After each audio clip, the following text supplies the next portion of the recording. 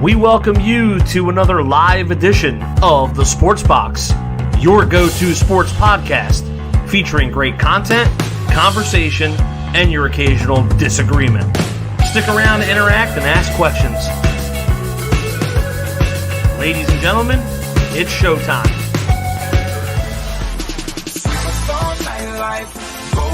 On smoke, it's all about the cash flow. So come on and get this money, man. Getting paper, and we always do it major on the slow, you know it. What's up, everybody? Welcome to another episode of Game Winning Drive. Episode 122. It's your boy Drew, and it's my guy Fog. We are once again holding it down for the second straight week in a row, as we always do here on Game Winning Drive. First and foremost, like to thank Sports Box, as always, for the network that we choose and use for all of our daily sports. If I flood up your Facebook timelines, you know why. It's because of all the information we send out. So, a lot to talk about, a lot to get into the NFL, obviously, week 8. We have some big news coming out today, more trade rumors. Cooper Kupp, looks like the Los Angeles Rams are in a full rebuild. As reports came out today, that Cooper Kupp and the Rams are seeking a second-round compensation for Cooper Kupp.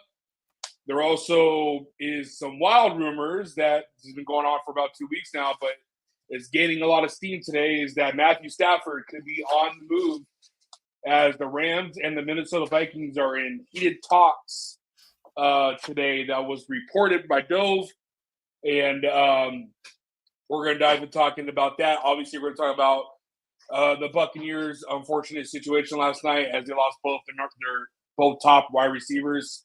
Mike Evans is going to be out till week 12, and Chris Godwin is unfortunately done with the season with a dislocated ankle. And we'll do agree and disagree, and then we are going to do our week 8 pick'em. Craziness. Let's get into it, Fog. So as I started off in the beginning, trade rumors, the LA Rams could be selling off quarterback Matthew Stafford and wide receiver Cooper Kupp. Vegas just came out with the odds that the Kansas City Chiefs have the best odds to match what the Rams are asking for from an asking price, which is the second round. And they're also willing to pay some of Cooper Kupp's salary.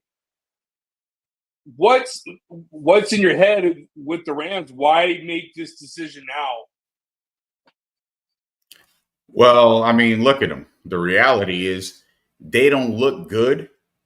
And let's be honest, do we really believe they're going to win anything this year? Or are they in contention to win anything this year? And the answer is obviously no.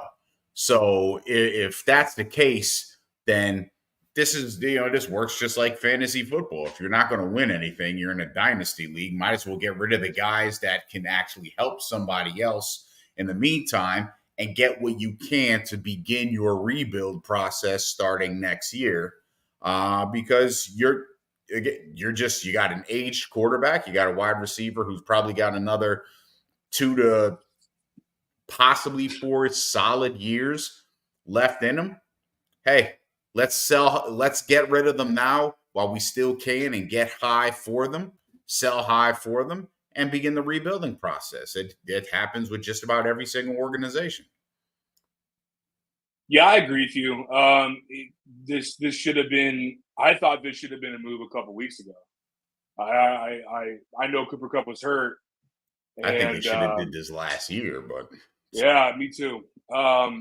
But they made that surprising run at the end of the season and made the wild card and got to like the final drive against the Detroit Lions. I had them winning the division, and I didn't see all this coming. But now that it's coming, it's hard to believe that they would move forward with Stafford. The rumors were that it was going to be Stafford for Sam Darnold, just do a switch. And then Sam Darnold was going to get an extension by the Rams. That was one of the rumors I was reading after the report came out. As far as Cooper Kupp, man, I mean, evident last night watching the game, I'm still like it ruined my day today. The Chargers losing to the Cardinals. Cooper Kupp would be a perfect fit for what the Chargers do. And it's something that we would desperately need after only scoring 15 last night, no touchdowns, and we lose the game that we should have won. So it's that comes to my mind automatically with Cooper Kupp. Why not send Stafford and Kupp to Minnesota? That's something that I was thinking about. Kansas City obviously is a need. I really don't see many other teams really needing a receiver that's a contending team. But, Tampa Bay, I don't know if they can meet the requirements of it. But off the top of my head, that's what I think about Cooper Kupp. Stafford, I think I don't know why Minnesota would entertain this because of the chemistry and what's going on. In Minnesota, they're 5-1. They just had their first loss against Detroit this past weekend. Why would they be involved, Fogg? Because they probably don't believe Sam Darnold is going to be the guy to win them a Super Bowl. And if you've got a quarterback who's still playing pretty good football with a team like the Minnesota Vikings, again, a team that looks to be every part of a Super Bowl contender with the exception of the quarterback, that's the only reason I could see them wanting to do that. I agree. Is Stafford better right now than Sam Darnold?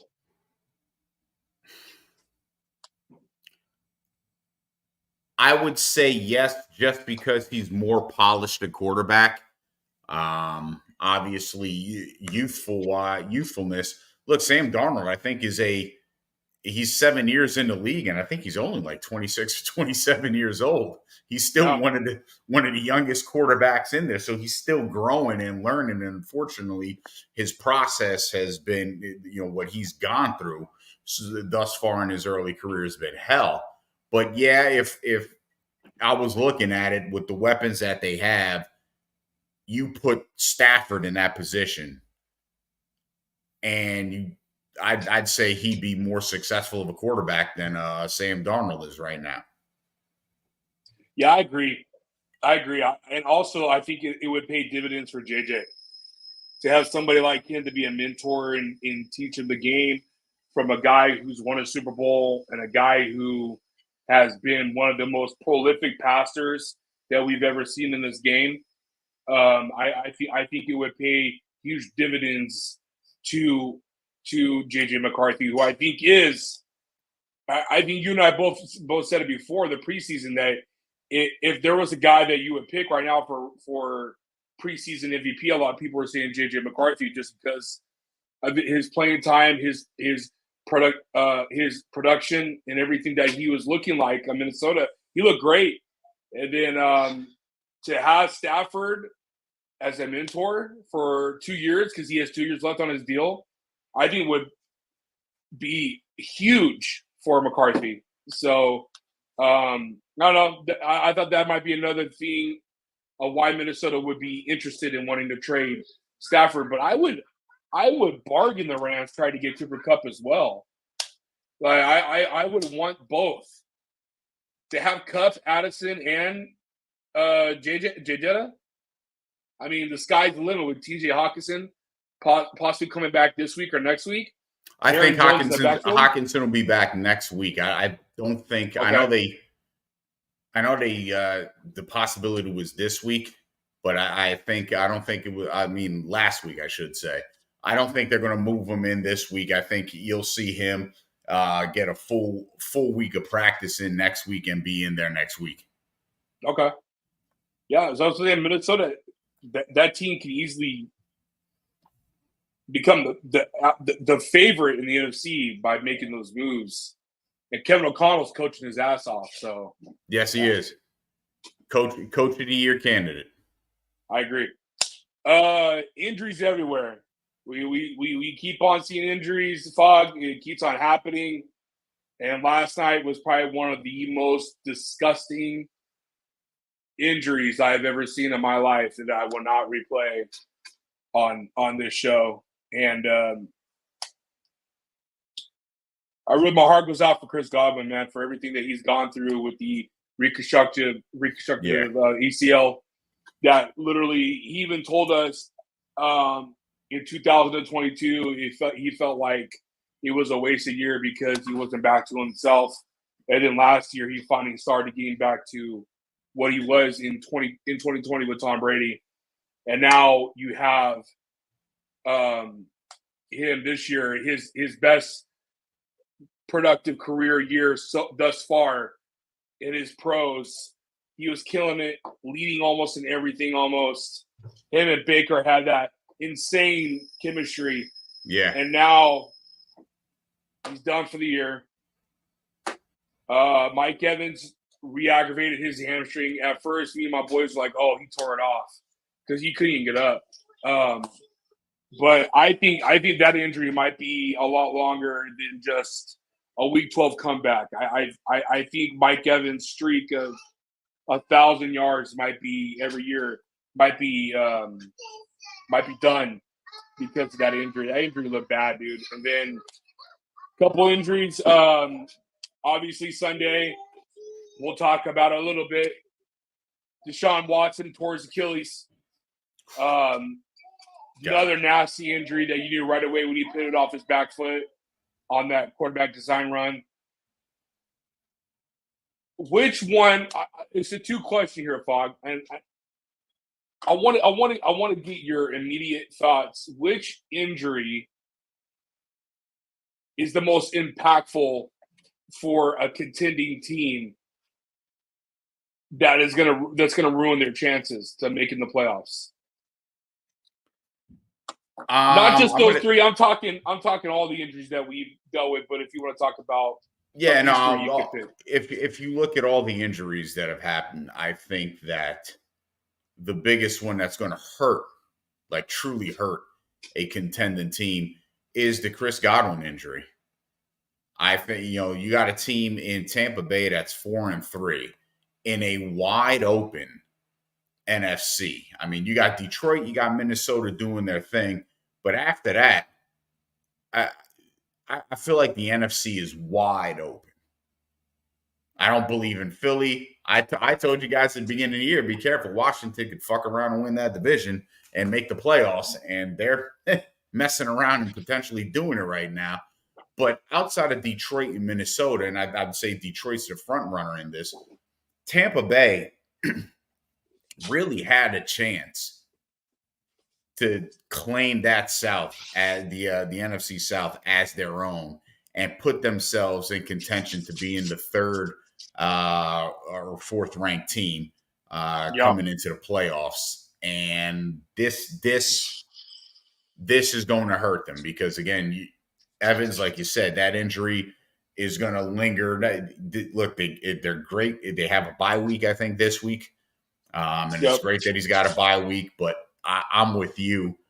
That looked a hell of a lot worse than what they're trying to play it off as. I don't think he'll be back for at least another 3 weeks. I agree. And then you lose Godwin, who, like you said, was in the top 5 in almost every statistical category at the receiver position. Hutchinson might have been the. We got breaking news. Oh. The Browns just came out and said that they are gonna skip DRT and they are starting Jameis Winston against the Baltimore Ravens for Week 8. Okay, that makes sense, but I couldn't understand why they had him as the third quarterback last week. Doesn't make sense. Our Cleveland Browns representative just showed up on the show, so so it's just announced right now, Alex, that the Browns are going to start Jameis Winston instead of DRT for this Sunday. Which they should have. It's like not a question. Why was he third in the depth chart? Do you have any idea? They were trying to trade him early in the. I don't know. Like, it's obviously a clown-run organization. Like, answer me what makes sense, right? Like, we traded for Jerry Jeudy to go all in this year. and then you knew what your quarterback situation was. You see him in the offseason. You're professional talent evaluators. You knew what you were going to have. The same thing you had last year until Joe Flacco came in and saved the season. Like, you got rid of Joe Flacco in the offseason, which was the dumbest thing you could have done. He made this offense look like a normal NFL offense. But I understand you didn't want controversy because you knew that Deshaun Watson was going to look like he's looked for the past 3 years. So you brought in Jameis Winston. You kept DTR. You let Flacco walk, which was hysterical, right? And, you know, I don't know what to do, man. Like, we're in purgatory for the next 3 years. Since it's fully guaranteed, you know, if he never comes back from this injury, which is a strong possibility, we got to pay him all that money for nothing. So, I mean, it is what it is. I mean, the only thing I'll say is the fact that the fans were cheering this injury. I've never been more disgusted in my life to be part of a fan base. I don't care what you personally think about the guy. He's a professional athlete who got hurt while doing his job, whether he's inefficient or crappy at it or not. This is a life-altering injury, possibly. Like, that's tasteful and disgusting. That's like some stuff I expect from Pittsburgh Steelers fans and Philadelphia Eagle fans. No offense, but those are facts. That's what I expect. Like when you throw snowballs at Santa Claus with batteries inside of them, and then your franchise. People failed to realize Santa Claus was out there drunk on the football field. And then, you know, when your franchise one of its top 5 players is a non-2-time convicted rapist. I mean, those are what I expect from your franchises. But I digress. It's a clown show. Jimmy Haslam is a clown. The dude stole money from pension fund from his own company. Like, I don't know how he's still an owner in the NFL. Stefanski, while maybe an offensive genius, doesn't really know how to coach, in my opinion. A whole team. I have not been impressed. I never have been impressed. I don't know how he's a 2-time coach of the year, except that Joe Flacco saved his ass, right? Like, that's all it was. Like, a non-inept quarterback ran his offense and looked really good at it, and then you let the guy go in the offseason because you don't want to start a controversy. Like, give me a break. Pay Joe Flacco, sit Deshaun Watson on the bench and say, enjoy your money, have fun, we'll go win some games. Because we're losing prime years of all of these outstanding Njoku, Garrett, freaking the list goes on and on and on. Nick Chubb's coming back this week. He's going to be on a pitch count, so we'll see. We have 2 stud offensive linemen. Yes, I know they're out right now. Like Denzel Ward. There's so many good players on this team. We literally were just missing a quarterback. You added Jerry Jeudy, which I thought was going to help, which didn't because Deshaun Watson is inept now. He's not a quarterback anymore. I don't know what he is. He's a broken football player, but it is what it is. Like, I don't know why Jameis Winston was 3rd. I never understood the guy, you know, threw 30 touchdowns. I understand he threw 30 interceptions in the same season, but he's much more accomplished than DTR. He hasn't digressed. Like, he's still the same guy he was when he threw 30 and 30, right? So you know what you're going to get out of him. He's a better quarterback than DTR, period. He might have poor decision-making skills, but he's got more talent. Let me I want to ask you, and then Fogg, maybe we can get back to what we were talking about. I didn't know Alex was showing up. I would have switched up our questions on this because we could talk about the Browns for a good half an hour because there's a lot to get into and talk about it. But the whole show about them. The fans, I understand. I get your point. I want to hear from Fogg. Now, the talk since Sunday, right when it happened with the cheering and all that. A lot of I'm shocked by this. A lot of sport, big time commentators that have their own podcasts and this and that are defending the fans for cheering because only because of what Deshaun Watson is as a person outside of the football field.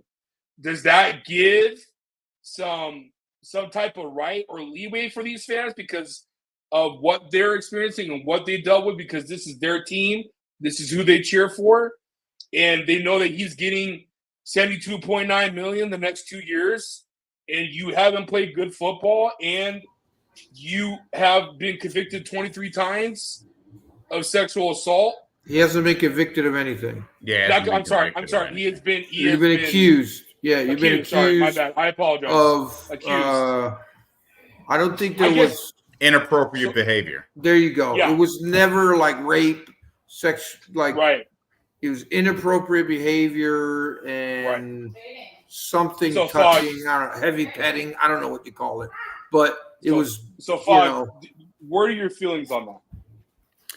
No, it doesn't give them a right to boo him, because here's the flip side of it, and I would challenge any of these media people who are sitting there saying, well, they have a right to. No, they fucking don't have a right to, because if the Cleveland Browns were winning, those same fans who cheered him being injured and off the field, they're winning. They would be celebrating him and saying, hey, let's put the past behind us. He's moving forward. He's growing as a person. He's learned his lesson. So no, I don't want to hear shit from any of those people that want to defend the fans. You're a fucking idiot, just like those fans are idiots. No, plain and simple. You're a hypocrite, just like they are. And I don't want to hear shit. Absolutely. We're going to defend it on this hand, and then on this hand, if the circumstances were different, we would celebrate it. Kick rocks. Now, let me ask the both of you real quick, yes or no answer on this one. If he wasn't hurt, and we've seen this before, especially in New York and Philly, if Deshaun Watson's playing that bad, then we start hearing boos and replace him. That's okay, right? Because there's those circumstances of him and his body and his natural state of getting hurt, right? Right. It's okay for fans to boo when players are playing bad. Yeah, I think it's okay, but still, you're still booing the player, which doesn't make sense. You should be booing your organization. You should be booing the team. See, they take it out on the player. It's like, well, listen, Deshaun Watson only got that money. Daniel Jones only got that money because your dumb-ass organization, who you are a fan of, turned around and gave him that money. So you can boo them all you want, but make sure you boo your shitty-ass organization. Make sure you boo the Cleveland fucking Browns. Make sure you boo the entire fucking New York Giants organization. Don't just bitch and complain about the easy target. Bitch and complain about the whole package. I agree. Alex, let me get back to you on this one real quick. So I know that Deshaun Watson you guys restructured his contract, and now he's making 70 something for the next 2 years. There's nothing you could do about it. There's nothing you can fix it. He has an insurance policy on case he gets hurt. All this stuff that came out already. It's the 2025 NFL draft. We're looking at the Browns possibly being easily a top 3 pick right now. What are you doing if you have the number 1 overall pick? Probably end up being the number 1 pick. What are you doing? Are you going? Are you trading down, or are you really going to risk it in and go get Shedeur Sanders? Is Myles Garrett going to be on the trade block? Like a lot of teams have been inquiring for him. What are we doing right now as the Browns? Listen, This is going to be a controversial take, but I'm not taking Shedeur Sanders no matter where I'm at in the draft. I just think there's too much baggage on the kid and too much pressure for him to be successful in the NFL. I think while it's great he's playing for his dad, I think if he was with a true quarterback coach in college, you would see a much more polished product by this point. The kid's all not because he's not talented. I think the kid's as talented as can be, right? I just think his father's shadow and sphere of influence is affecting him playing wise. Now, Okay. besides that, I think Deion Sanders is amazing for college football. I'm not trying to take anything away from what he's done. I think it's really impressive. Every program he's gone to has improved. I'm not trying to like poo-poo him. I just think it's a touchy, double-edged sword when you coach your kids.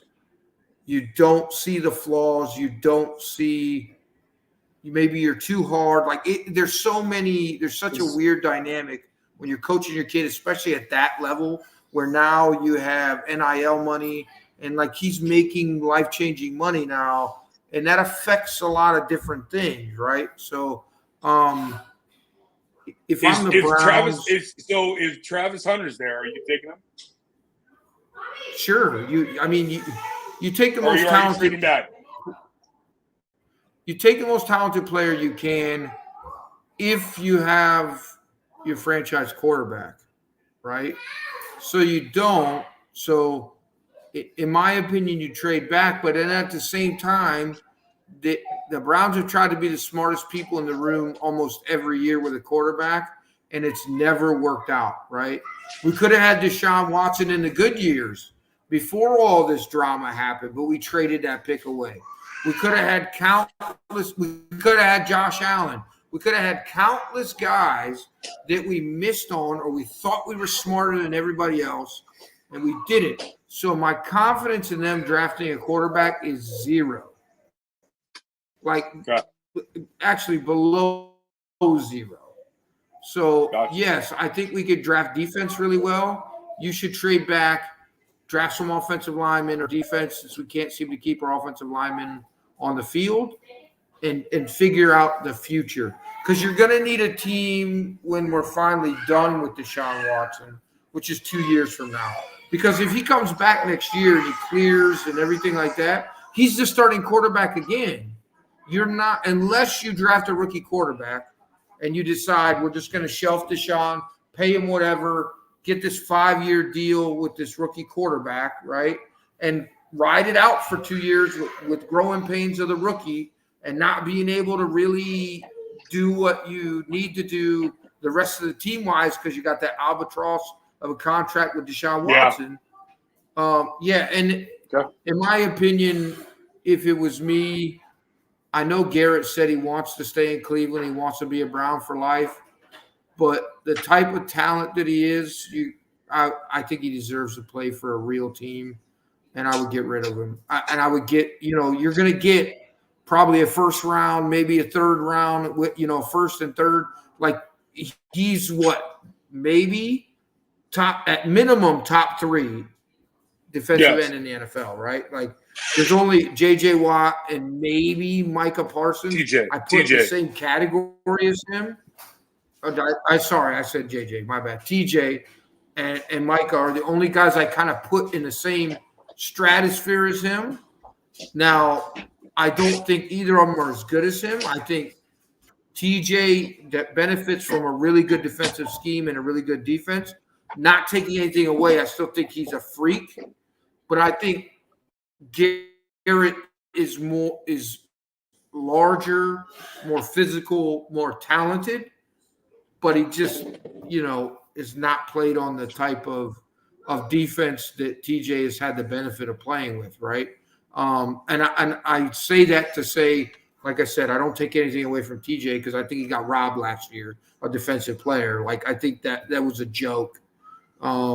I don't know why it was given to Miles. That was not even his best year that he's had. So, again, I would trade Myles Garrett without a doubt if I'm Cleveland as a true Cleveland person, right? Like he deserves to be on a winner and a better team and a better run organization than what he's experienced his NFL career to this point. Okay. And then other news of other injuries that happened around the NFL was obviously Brandon Ayuk tore his ACL. He's going to be done for the year. This season? Deebo Samuel has now pneumonia, and we don't know when he's going to be back. Has fluid in his chest, which is really scary. George Kittle is back on the injury report as well as he's hurt. And it's just a lot of injuries going on around the NFL. So it's next man up mentality basically for 2024, I guess. So let's get into our agree or disagree. Did you guys talk about the Kupp yes trade rumors yet? Oh, okay, I missed that. Sorry. What do you want to say on it real quick? No, I mean, I just think that it's they're not getting a second round pick. There's no chance. Like, if that's their price tag, you're going to have somebody who's incredibly desperate, and I don't know that anybody's that desperate. Kupp is just too injury prone for you to give a second round pick. The production is there, I understand that, but the guy has to be on the field, right? I just don't. I think he's a good fit for the Chargers. I really do. If he's healthy, right? Can you get him all season, right? And you guys already have a huge history of devastating injuries, right? So I don't know that really works for you. And is it really a one-year rental? Like, are you going to restructure his contract? Like, what is it if you get him? You're not really getting him for this year. Yes, he might turn your season around, but you want him, for the next 3 years probably, right? Like, so I don't know if it makes sense for you guys, but that's the team I thought first right away was, okay, cool, you guys. And to be honest with you, I know this is probably a hot take, but I think Baltimore Ravens would be a very appealing landing spot for him. I think Lamar looks really, really good this year. And I think if you added him into that mix with Zay Flower, I just think I don't know if you can guard both of them with a current defense that's constructed, right? If the Rams plan on eating some of his contract, which was reported today that a second is feasible, I get that. He has a 2-year deal left. Fogg said they're going to have to eat a lot, though. Me and Fogg talked at the beginning of the show that it came out and report before we started that Vegas has the odds of Kansas City being the number 1 team to get him. But yeah, Baltimore, Kansas City, to get Minnesota to get Kupp.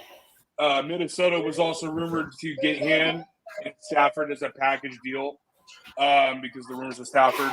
Brian, what do you think, real quick, before we move on, man? I'm buying that. I Rams could be selling Matthew Stafford. Yeah, I would buy that. I don't know if the package deal wise that'd be tough. I mean, I think the only place is Minnesota, but I think that would be kind of weird for Minnesota to do because they're 5-2. I'm not really sure why they would do that. I mean, I guess you would have to. I guess they would ask themselves. I guess Rick Spielman would have to ask himself: does he believe that Matt Stafford is better right now today than Sam Darnold? That's the question. But I don't know. I would say yes if it's just a 1-year rental. Is that not absolute? Yeah, I would say yeah. I mean, but that's absolutely right. Okay.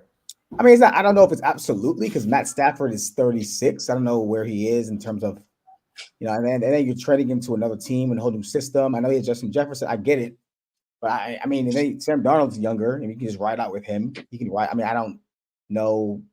I mean, if they're trying to win right now, I don't think they need to win right now. But if they're trying to win right now, then yeah, Stafford's the move. But I don't know what the sense of urgency is. I mean, Sam Darnold's 24, 25 years old. But the Cooper Kupp, honestly, I just feel like he's damaged goods. I'm sorry, like he hasn't been on the field for a while. He's not healthy. I don't trust that he's gonna. I don't trust him long term and making a run with a playoff team. I don't trust that I don't trust his availability, pretty much. I just don't trust it. And I mean, I know the Ravens sound like a good move.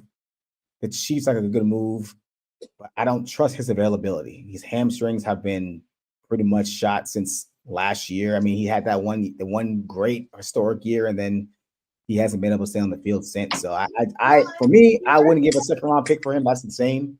To me, that's pretty crazy because I'd be like, he's pretty much he's pretty much cooked. Honestly, I feel he's cooked. I feel like if he stays healthy, maybe, but I don't trust his health, so Yeah. I wouldn't do it.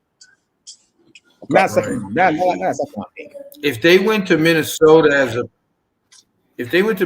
a package deal, though, what Minnesota would have to give up would be mortgaging their future, right? For No, one so the rumor, Super Bowl, so the right? So the rumor was they would flop. So they would flop a second, and they would flop Sam Darnold to LA for Matthew Stafford and take his contract and take Cooper Kupp. That was the rumor of the deal. Wait a second. They would straight up trade Matthew Stafford for Sam Darnold? They would have to. It gives Sam Darnold a 4-year deal. If I'm LA, I'd do that in a heartbeat.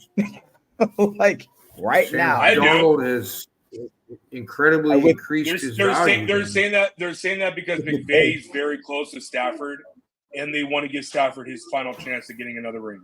So they want to do good by him. I love Darnold with McVay.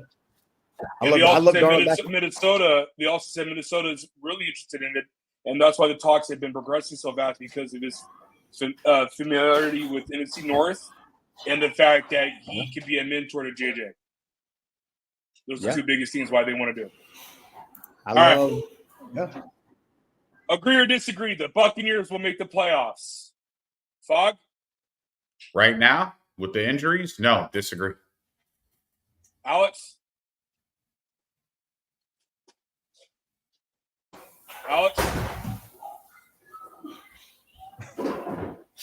Brian?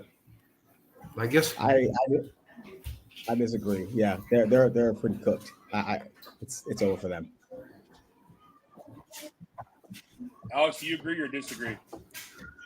Yeah, I mean, I disagree too, just because of the Godwin and the Mike Williams injuries now. What's the status? If they miss any significant time, it's hard enough for them to win now, let alone without those two key pieces, which are really, keeping that offense afloat.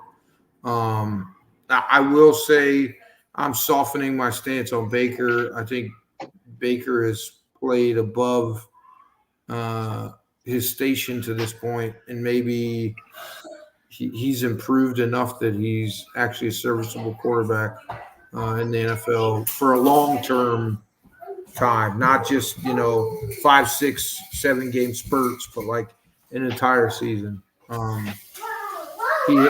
He's looked above average.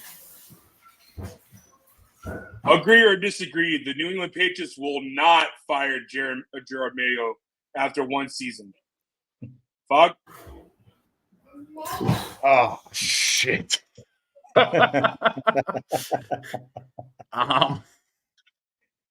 I think when he called the team soft, and I don't disagree with it, I thought it was great. But I think the fact that he said that, he all but signed his pink slip. I think he's going to get fired. I think it's a Steve Wilkes job. See you later. Bye. Alex? I think he's frozen. He looks frozen. Oh. Ryan? Yeah, I think it's over. I put my post out a couple of weeks ago. I said this 5-game stretch was important for him, and if they end up going 1-9, 2-8, I think he's gone. I just don't see it. I mean, and then like Fogg said, calling the team soft. Rashard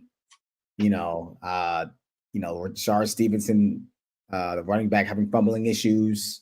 Defensively, don't look great. I mean, yeah, he's going to be a one hit dude. That's it. He's out.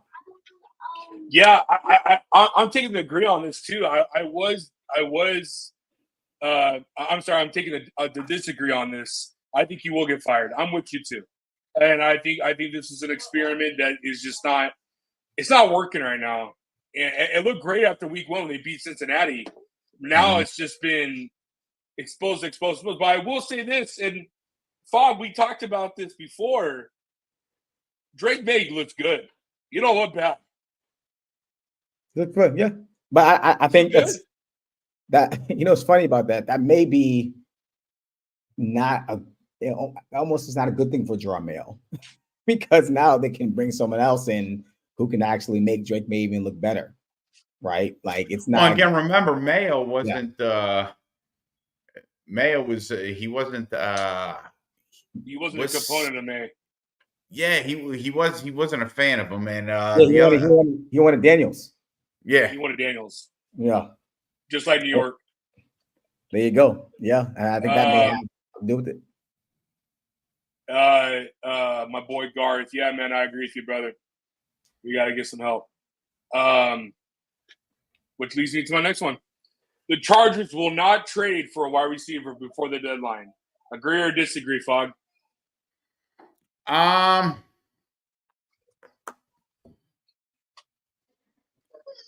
going to agree. I don't think they will. I think they're going to ride this out. This is kind of like, hey, listen, let's see what we got here. Let's see where we can go. And I think they'll make the moves or begin the process of making the moves they need to make next year. I think this is more of an evaluation year. Hey, if we are a potential playoff team, then maybe next year we'll make moves to help the team out in whatever areas they weren't efficient in. But I don't think they're going to make any. I don't think the Chargers will make any significant moves this year.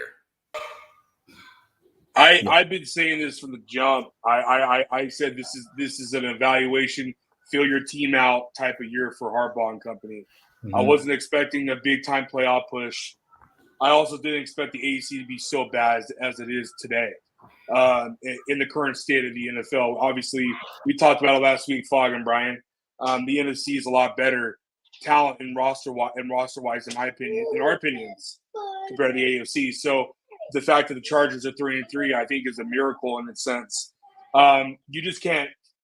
Greg Roman and all that, I can dive into it. I don't want to dive into talking about Chargers, but it's the biggest guy that I wanted. And I told you guys last week, and I think Fogg and I were on. Amari Cooper was the perfect fit for what the Chargers needed, and we're not going to have that. Obviously, he's with Buffalo. I don't want Cooper Kupp. I think he's damaged goods. I would be easy on that one, man. I think from a contract standpoint, unless he restructured his deal, I don't want it. DeAndre Hopkins is the only one that comes up to my mind who I would want.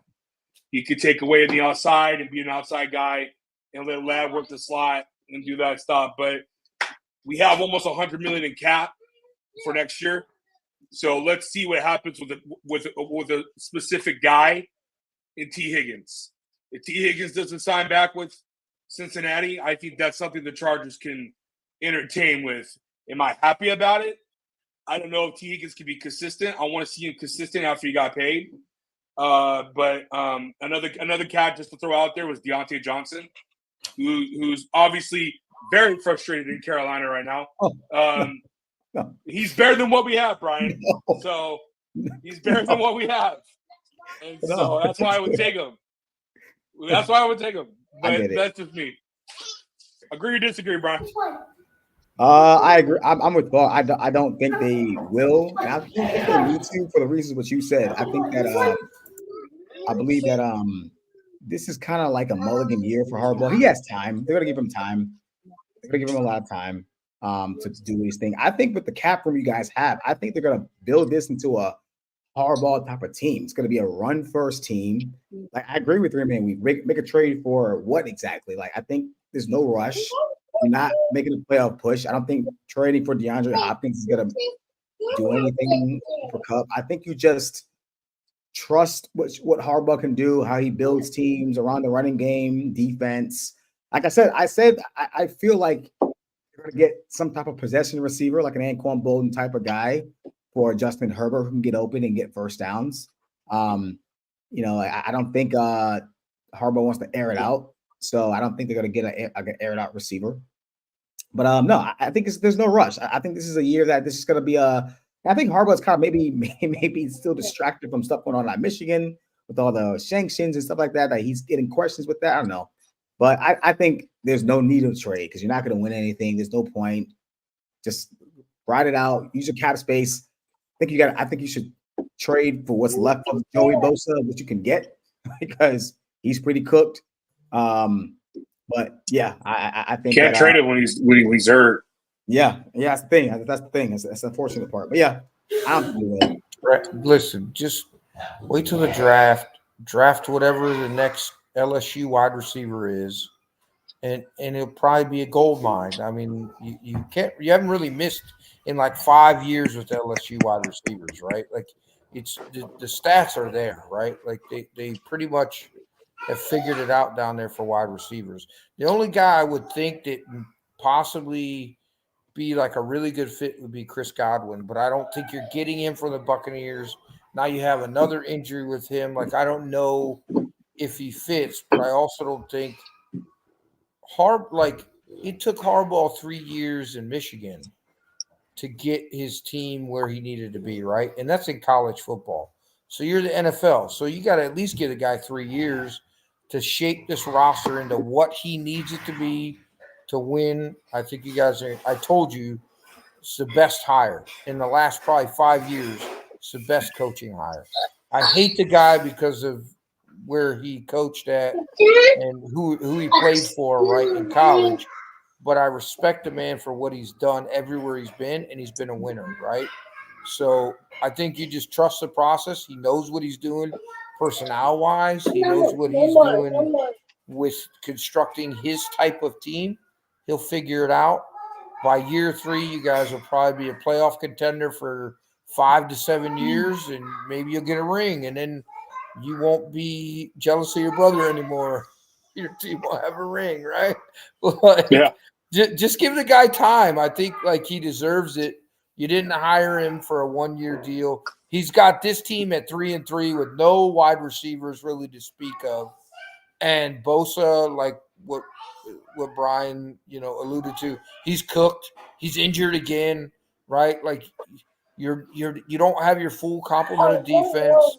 Like he's going to make 9 it starters work, on Monday. right? Yeah, he's going to make it work.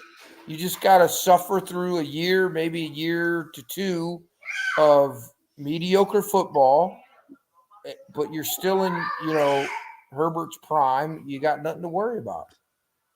Agree. Agree or disagree? The most dangerous below sub 500 team is the Cincinnati Bengals. Fog? I think you're muted, bud.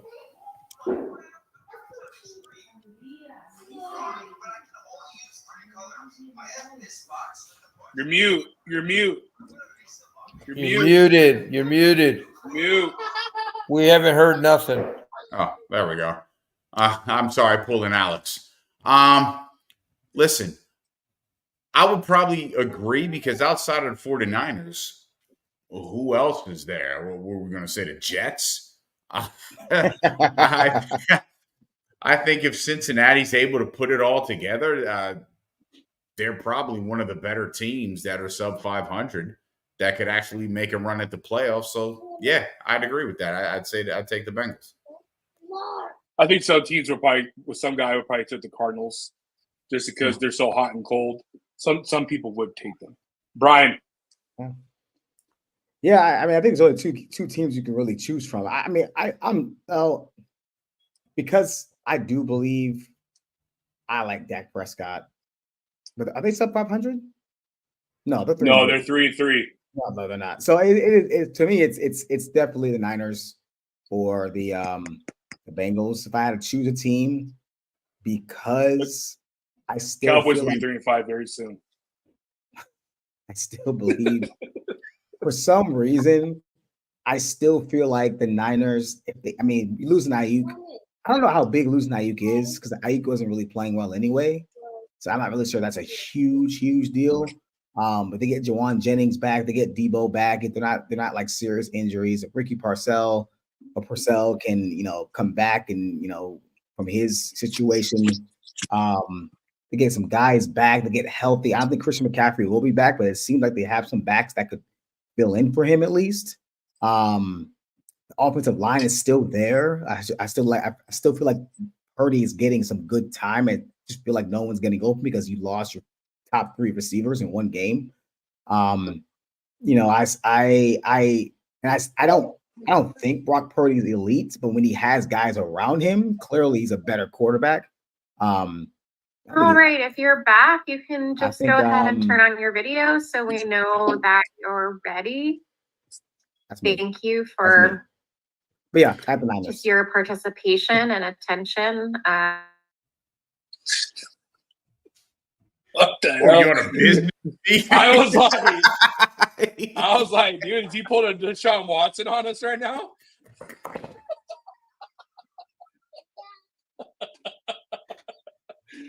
I agree. The most dangerous sub-500 team is Cincinnati because I agree only because of San Francisco's injuries.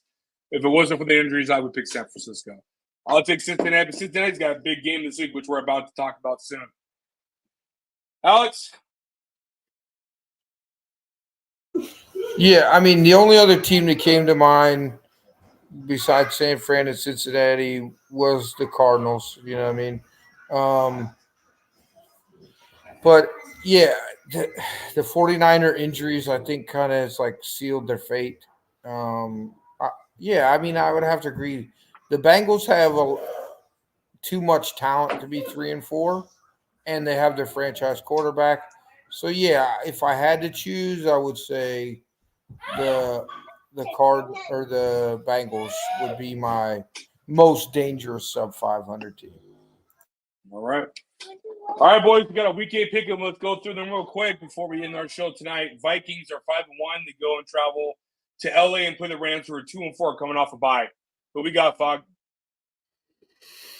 Oh God, I'm going to take the Vikings.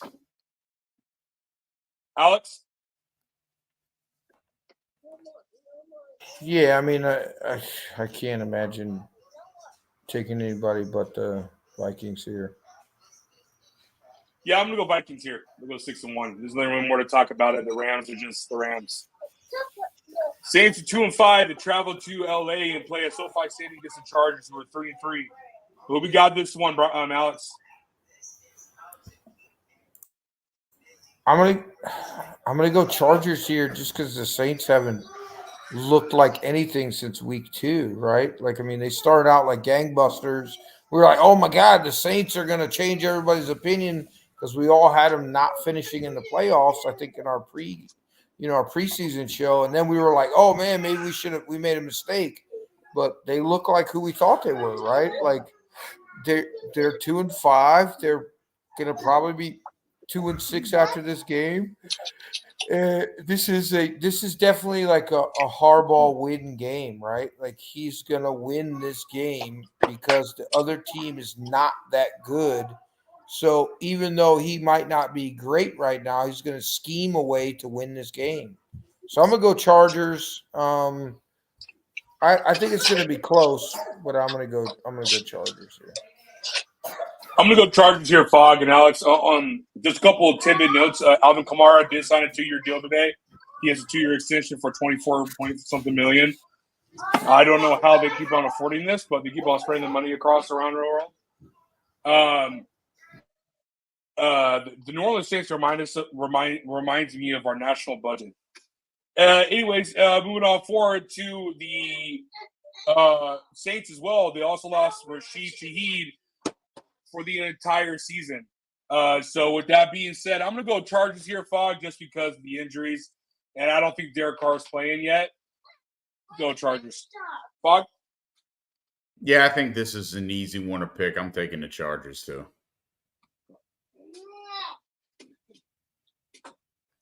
The New York Jets, who are 2-5 and are now 0-1 with Devontae Adams, are going against the New England Patriots, who are 1-6. I'm only picking the Jets because of how bad the Patriots are. Jets. Fog? Listen, the Patriots actually looked like they were going to do something against Jacksonville after the first quarter, and then the second quarter happened, and it was a train wreck after that. I think the Jets are they're clearly a better team, better personnel than the Patriots. So I'd be shocked if the Jets don't come out and win this game by at least 10 or more. Alex? Yeah, I'm going to go Jets for all the same reasons that Fogg mentioned. The Patriots have been a series of train wrecks, not just a train wreck, like horrendously bad. Like maybe the Browns could beat them. That could be like if we played them 10 more times, maybe we could get like 8 wins out of it. Maybe we could, look like a good team. They've been really, really bad this year. Eagles are 4-2. They're coming off a bye against the Bengals, who are also 3-4. Fogg, who we got in this one, man? Well, if we get the Eagles that play like the Eagles did last week, I'd say it's a slam dunk in taking Philly. But I think, look, Cincinnati's trying to claw their way back. I'm not sure on Philadelphia at all. I'm going to take the home team, and I'm going to go with the Bengals on this one. Alex? Same. I'm going Bengals. But I think it's going to be close. But I just think the Bengals are really hot right now, and they're playing at home. So, yeah, Bengals. This game's super tough. I'm going to go with the better trenches, and I got to go Philly. I'm going to go Philly here in this one and hurt the Bengals' chances even more of making the playoffs. Packers are 5-2 to go to the Jags. We don't need to talk much about the Jaguars. Packers, are we all agreeing they're going to win this game? Yep. Yeah. Same goes to this one. Titans are 1-5. They travel to Detroit. Detroit's 5-1. A little bit of history in the making here. Jared Goff, if he has another game like he did these last 2 weeks, he'll be the first quarterback in a very, very long time to have a completion percentage in 3 weeks of higher than, say, 5% compared to the one of Drew Brees back in 2006. Falcons, 4-3. They travel to Tampa Bay, who is also 4-3. Boys, are we all in the Falcons because of the injuries? Yes. Okay. And obviously we're all on the Lions, not Tennessee. So Cardinals are 3-4 off a win against the Chargers on Monday night. They go and travel to Miami and play Miami, who is 2-4. Tua is scheduled to come back and play. Fogg, who we got? You know what? I'm going to take the Cardinals on this one. Regardless if Tua is scheduled to come back to play, I don't know where he is, and he's a big uncertainty. I'm going to take Arizona in this one. Alex? I'm going to go Dolphins here.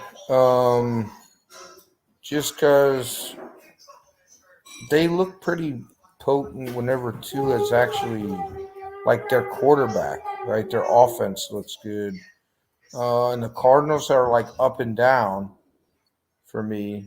I'm not confident in this answer because who knows if Tua is actually going to play, right? Like, Yeah. I mean, but if he does play, I like Miami's chances against Arizona's defense. Yeah, I'm going to go Arizona. I think they're going to build off of this momentum of a win and take it on to Miami, who has a really weak defense. And I think they're going to have a hard time keeping up with James Conner and Kyle Murray. I expect MAJ to finally break out in one of these games, so we'll see what happens. I feel like they're not using him right, but we could talk about that for hours. Yeah. So. Okay, boys. Ravens 5-2 travel to Come Cleveland. on. 1-6.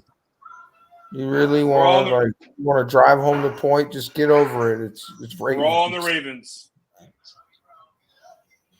Colts are 4-3. They travel to Houston in a rematch from Week 1. Houston Texans, who are 5-2. Fogg, who you got? I'm taking the Texans on this one. They lost a heartbreaker in Green Bay. They're coming back home, and the Colts are a roller coaster right now. I know I picked them to win the division, but from week to week, you don't know what you're getting. I'm taking the Texans here. Great. Alex. Texans, but the Colts did look much better last week. Doesn't mean anything, but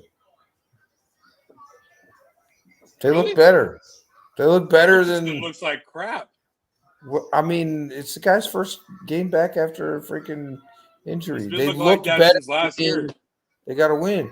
Leave them alone, man. No. Yeah, I got Houston win this game in Houston. Buffalo's Bills are 5-2. They travel to Seattle and play Seattle Seahawks who are 4-3. We don't know if DK's out yet or not, so that's an important part of the information there. With that being said, Buffalo needs a big signature win, Fog. They haven't had a win against a above 500 team yet this year. Kind of reminds me of the Cowboys from a couple years ago. They got to get a big win. I think Buffalo is going to get that big win for Sunday for Josh Allen and company. I got the Bills. Fog? Man, I'm going to go with the Seahawks on this one. I think the Bills are still trying to figure it out.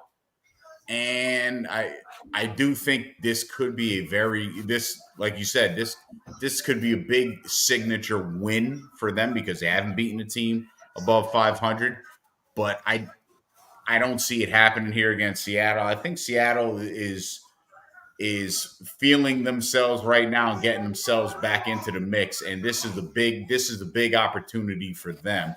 They pull this game off. They're separating themselves from everyone in that division. I agree. Alex? I'm going to go with the Bills. I think Amari Cooper is exactly what Josh Allen needed.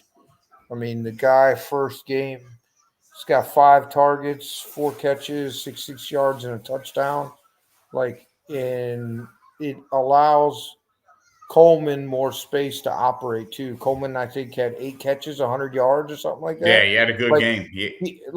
I think they have figured out this is a run-first team, and now with the addition of Amari Cooper, it means that they're going to get more one-on-one matchups for both of them, right? Not just Keon Coleman. And I like this offense. Now, with that being said, this is a game the Bills typically lose. They should win this game. This should be their signature win, like you talked about, over a team above 500. And I think they're going to win, but I wouldn't be surprised if somehow they figure a way to choke it away, right? Yeah. But I'm gonna go with the Bills. I'm gonna trust what I saw from that first game with Cooper, and I'm gonna take the Bills. Sweet. The Chicago Bears coming off a bye are 4-2. They travel to Washington and play the Commanders, who are 5-2. Commanders may be without rookie phenom Jaden Daniels. We don't know yet, as it was reported yesterday or today. He has fractured ribs. No, that was yesterday. Fog, who we got?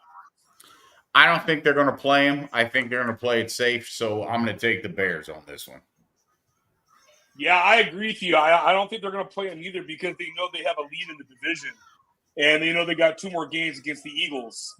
I think it's safe to say that they're going to let him chill, let him heal.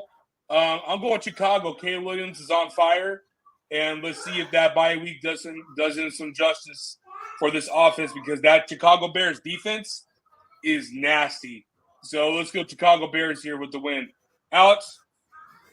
Yeah, I mean, same for all the same reasons, right? I just think why in the world, when it looks like you have your franchise quarterback, would you take a chance of him taking a hit somehow, puncturing a lung, doing something stupid that could put your season in jeopardy?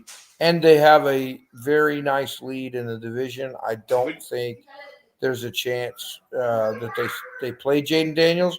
Now, that being said, if he does play, I'm taking the Commanders, and I'll put money on it, right? Okay. But he's not going to play, and I think the Bears defense is good enough to whoever's going to, I don't even know who his backup is. I'm sorry. Mariota. There you go. That's right. I forgot. I didn't know that He because came in last week. He actually played pretty good. Yeah. Didn't it? On a side note, real quick, when Jay Daniels got hurt, he went to the locker room and then he came out and the fans were cheering him on. The first thing that came to my mind when that happened was, man, what a different organization and a different feeling for this city, because it's the complete opposite of what happened to RG3. That's literally what I thought right away. Black quarterback, phenom, looking great, looking good. Let's protect him. RG3, we didn't protect him. Just the immediate thought when I thought about it when Jaden Daniels came out. So it's crazy how times have changed. Carolina Panthers are 1-6. They travel to Denver. Denver is 4-3. I think we all agree. Denver with the win. Yes, sir. Yeah, I mean, I'm impressed the Panthers got one win this year. Yep. The Kansas City Chiefs are the only undefeated team in the NFL. They travel to Vegas to play against the Raiders, who will be having Gardner Minshew for the foreseeable future as Aiden O'Connell is getting surgery on his thumb. Chiefs, guys, I really don't see them losing this game. In prior seasons, I would say this is a game that would be the upset. The Raiders would pull it out, but that team is they're god-awful. I think they're getting the number one pick this year. I'm taking the Chiefs. Alex? Yeah, I mean, this is the game I would pick for the Chiefs to lose, because it's like nobody would see it coming, and they seem to struggle with the Raiders for some reason, like even when the Raiders are historically bad. But I think the Chiefs are like just they all got lucky rabbit's feet, man. Every week you think they're going to lose, and they just pull out a win, right? So, and it's not pretty. And Kelsey doesn't even have a touchdown through 7 weeks or 6 weeks. And Patrick Mahomes kind of looks human, right? But they figure out a way to win. Now, I think that loss at cornerback is going to hurt them later on in the season and maybe in the playoffs.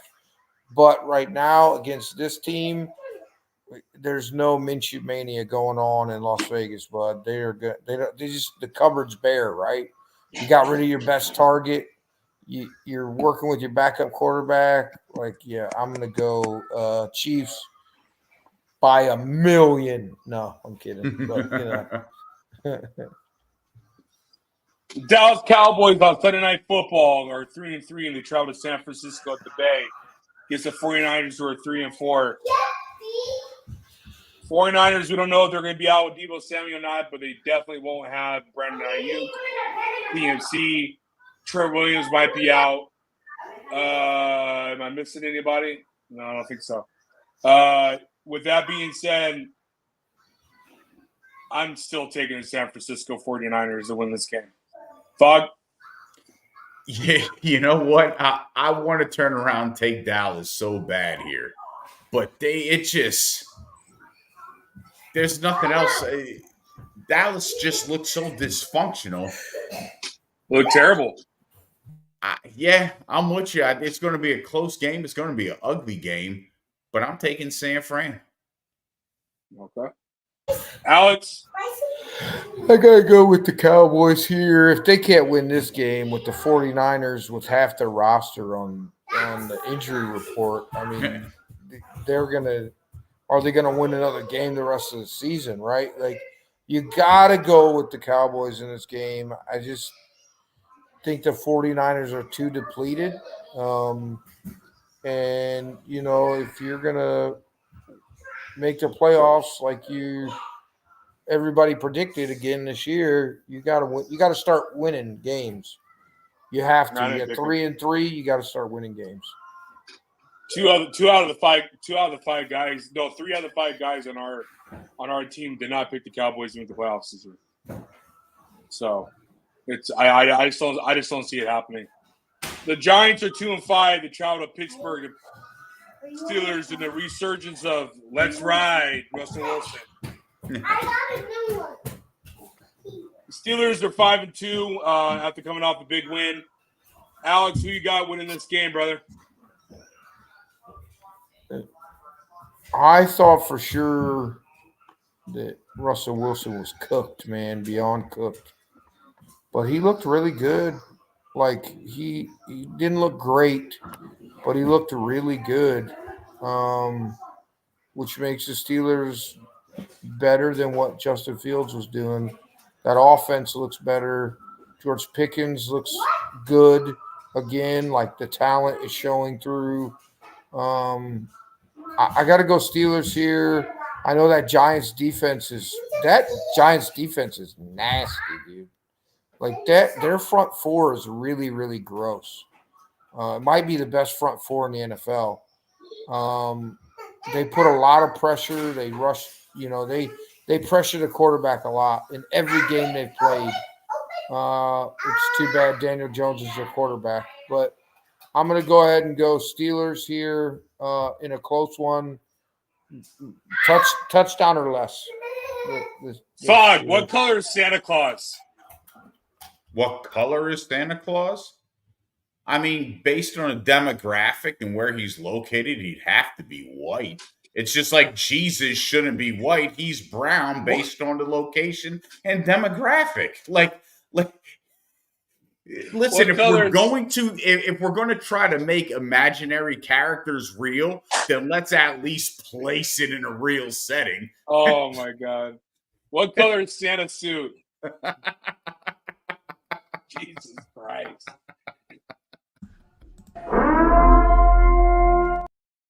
This is my upset of the week. I'm going the New York Giants here on Monday night.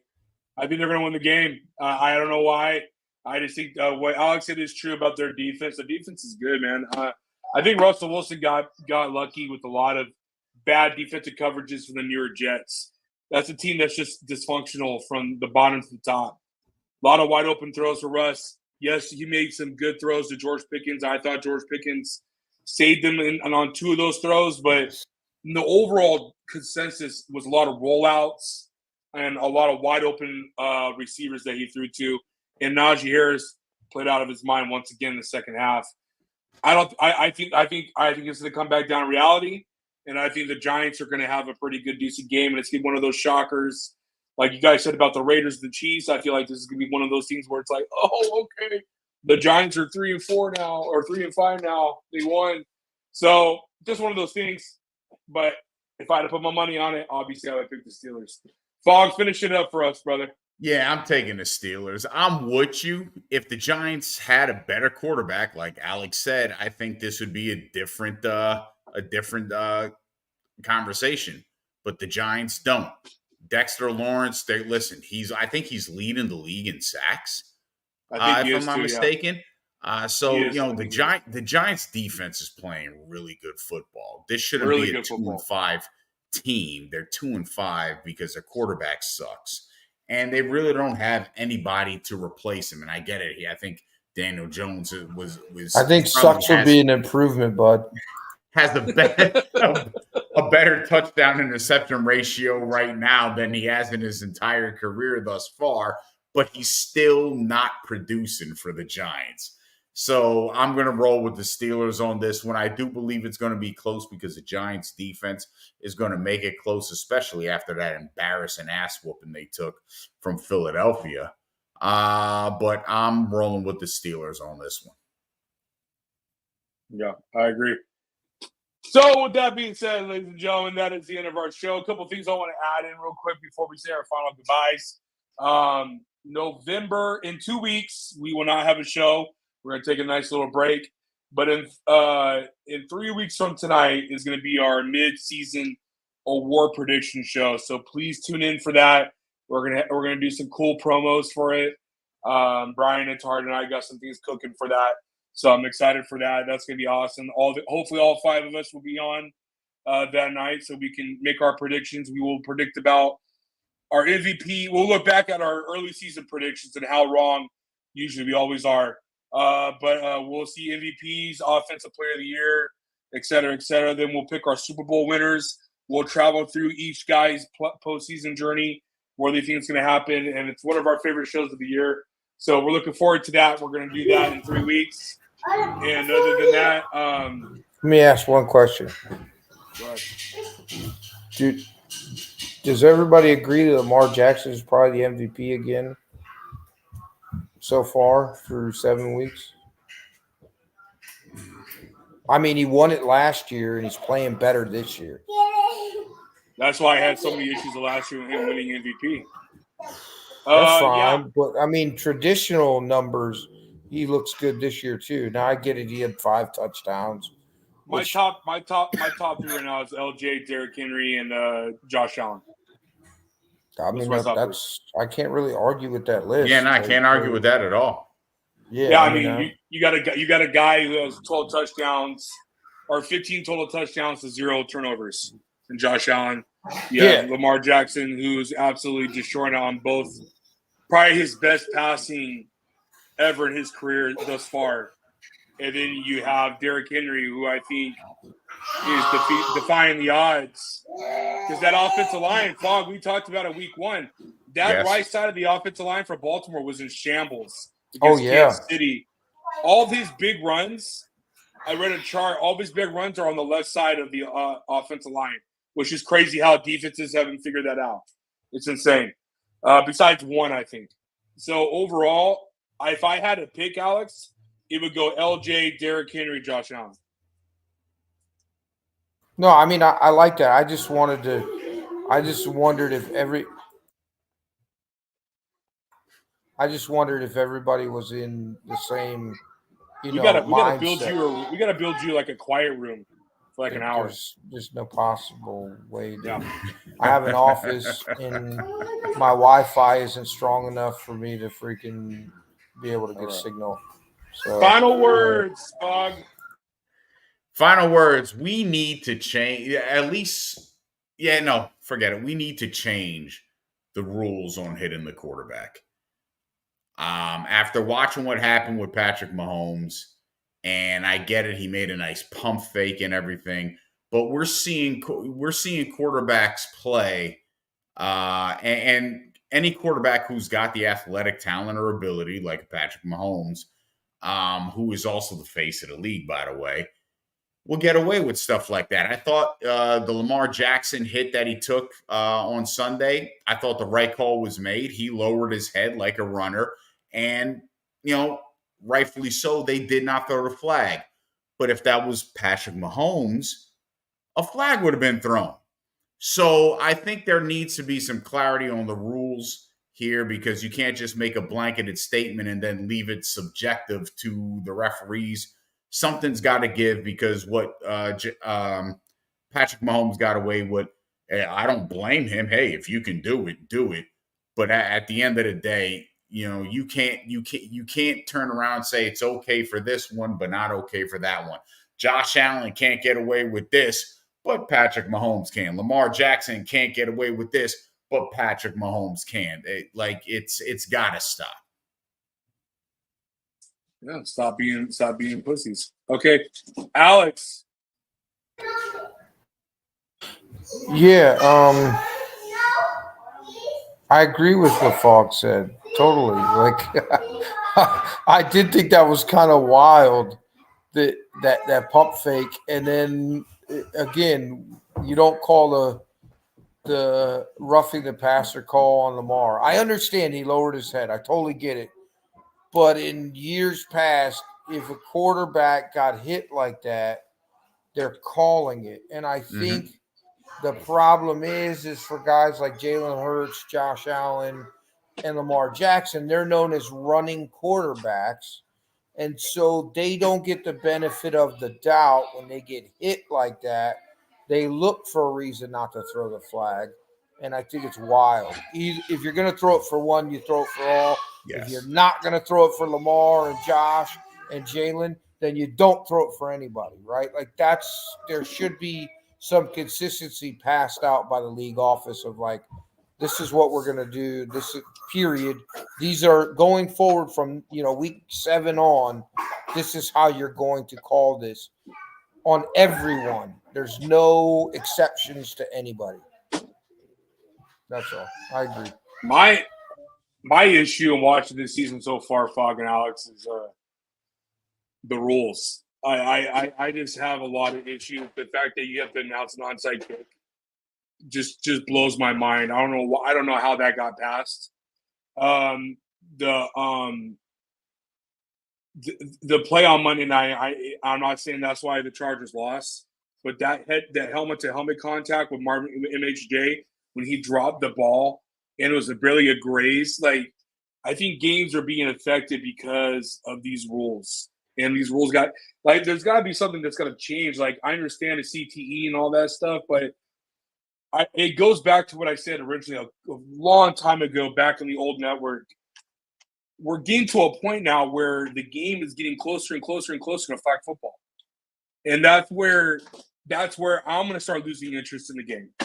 Because you are deciding games because of your player safety, which I understand it's an important issue to have.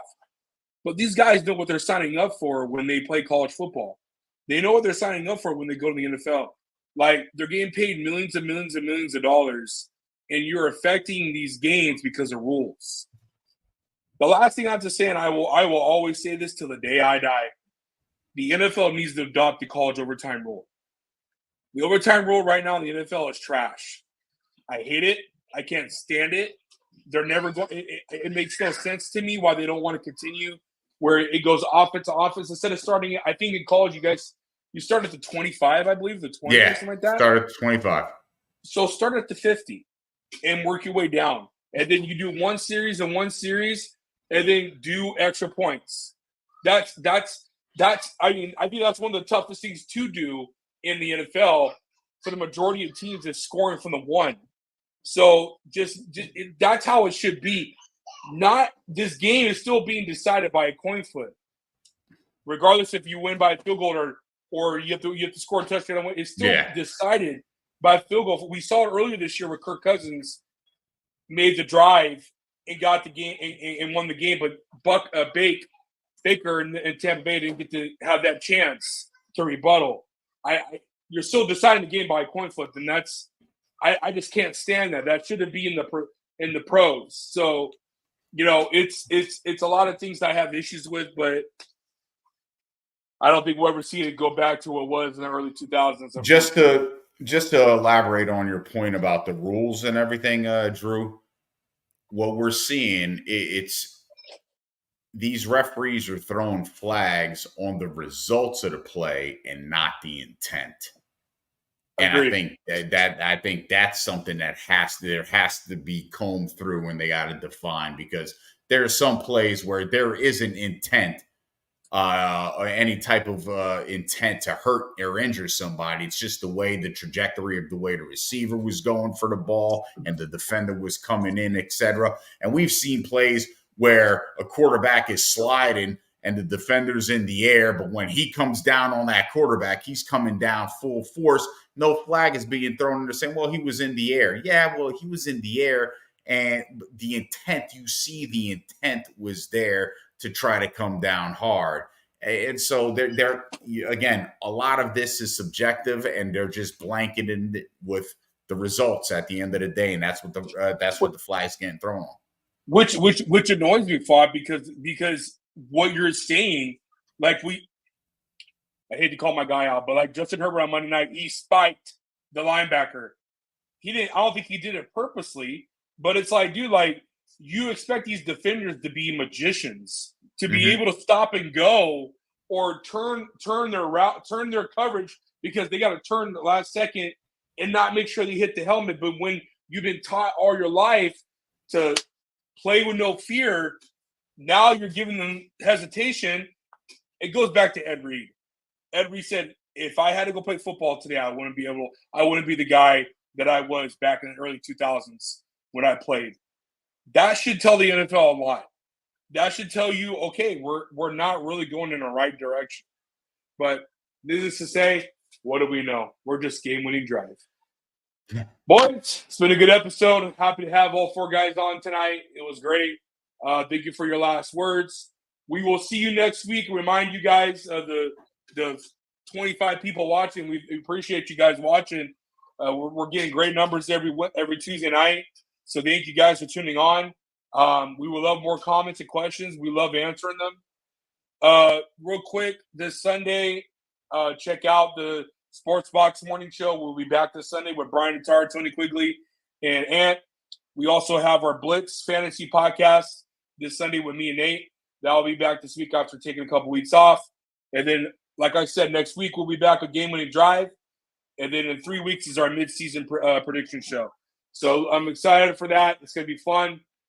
Boys, stay safe, and I'll see you guys next week. Until then, everybody be safe.